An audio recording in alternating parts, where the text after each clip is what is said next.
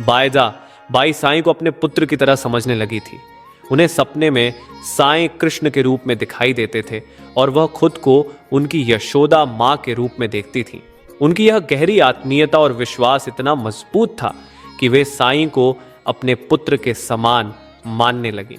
एक रात साईं बायजा के पास आते हैं और उन्हें नींद में ही कहते हैं, मैं जा रहा हूं।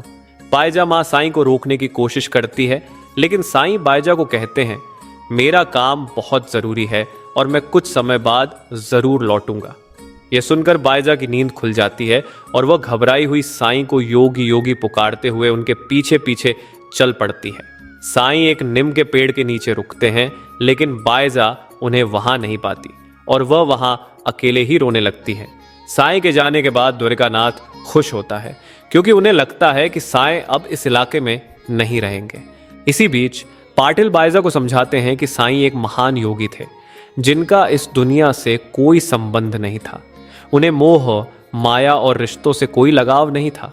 बायजा को यह समझाने का प्रयास किया जाता है कि उसे स्वयं को संभालने की जरूरत है, क्योंकि साईं की उपस्थिति हर समय उनके साथ नहीं रह सकती। कुछ समय बाद बायजा को उल्टी होने लगती है और पाटिल तुरंत कुलकर्णी के पास जाते हैं। कुलकर्णी और पाटिल बायजा के पास जाकर यह सुनते हैं कि बायजा गर्भवती है, जिससे वे दोनों बहुत खुश होते हैं। पाटिल और बायजा फिर मंदिर में जाकर भगवान से प्रार्थना करते हैं कि उनका बच्चा स्वस्थ रहे और जीवन में सुख शांति हो। एक दिन कुछ बच्चे जंगल में खेलते हुए एक साधु को आकाश से उतरते हुए देख लेते हैं। बच्चे यह घटना गांव में जाकर महालसा पति को बताते हैं, जो साधु के बारे में उत्सुक हो जाते हैं। महालसा पति उन साधु से मिलते हैं और उनका आशीर्वाद प्राप्त करते हैं। बच्चे ऋषि के बारे में गांव वालों को बताते हैं, जिससे महालसा पति उन्हें खंडोबा मंदिर ले जाते हैं। गांव वाले भी मंदिर में इकट्ठा हो जाते हैं। ऋषि अपना परिचय देते हुए बताते हैं कि वे महर्षि आदित्यनाथ और माता वैश्वी के पुत्र अवलश्य हैं। ऋषि अवलश बताते हैं कि वे 2000 वर्षों तक हिमालय में तप कर रहे थे।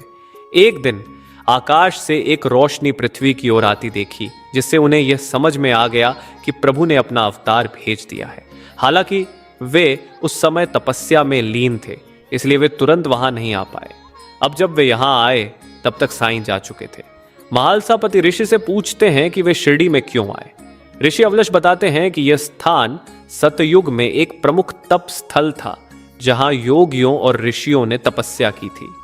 यहां पर योगी के गुरु ने भी तप किया था। इसी कारण से उन्होंने इस पवित्र स्थान पर आने का निर्णय लिया था। रात्रि में कुलकर्णी उन ऋषियों का मजाक उड़ाते हैं, जबकि बायजा को इस पर गुस्सा आ जाता है और वह कुलकर्णी को धमकाती है। बायजा का यह स्वभाव धीरे धीरे साईं के प्रति उनके अडिग विश्वास और श्रद्धा को व्यक्त करता है। महालसा पति ऋषि से कहते हैं, बिना गुरु के मैं कब तक रहूंगा, आप मुझे अपना शिष्य बनाकर मेरा उद्धार करें। ऋषि महालसा पति से कहते हैं, तुम्हारे गुरु तो योगी ही हैं। उन्होंने तुम्हें 2 महत्वपूर्ण बातें दी थी, श्रद्धा और सबूरी। जब वह वापस लौटेंगे तब तुम उनकी सेवा करने में सक्षम हो पाओगे।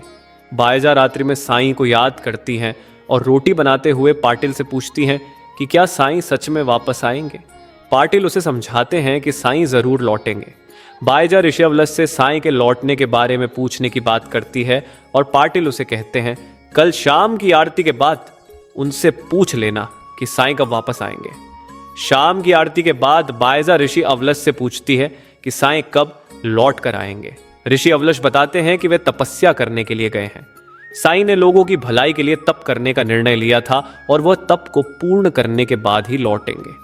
बायजा उनकी बातों से संतुष्ट हो जाती है और ऋषि के चरणों में झुक जाती है, लेकिन ऋषि उन्हें रोकते हुए कहते हैं, आप प्रभु की मां हैं, आप मेरे चरणों को क्यों छुए। इसके बाद ऋषि अवलश बायजा को साईं के दिव्य रूप के दर्शन कराते हैं, जिससे बायजा अत्यंत प्रसन्न हो जाती है। कुछ समय बाद द्वारिकानाथ अपने शिष्यों को साईं के समाधि स्थल को तोड़ने के लिए भेजता है।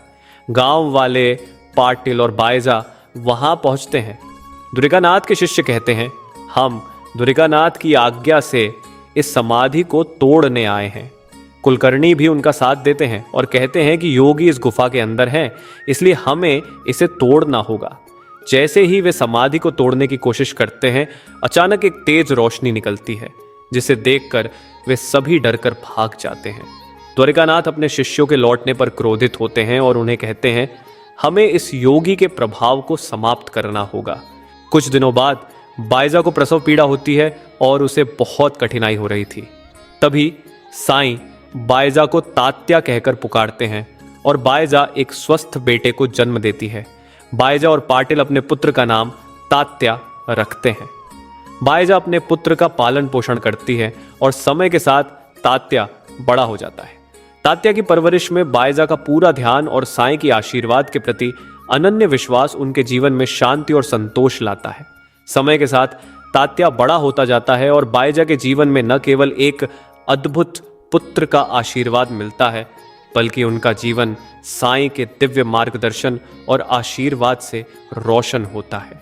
साईं बाबा की कृपा सदैव हम पर बनी रहे, यही हमारी कामना है।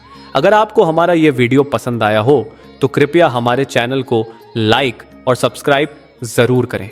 इससे हमें और भी बेहतर वीडियो बनाने की प्रेरणा मिलती है और हम आपके लिए और अधिक साईं बाबा से जुड़ी प्रेरणादायक वीडियो लाते रहेंगे। आपके आशीर्वाद और समर्थन से ही हम इस पवित्र यात्रा को आगे बढ़ा सकते हैं। धन्यवाद।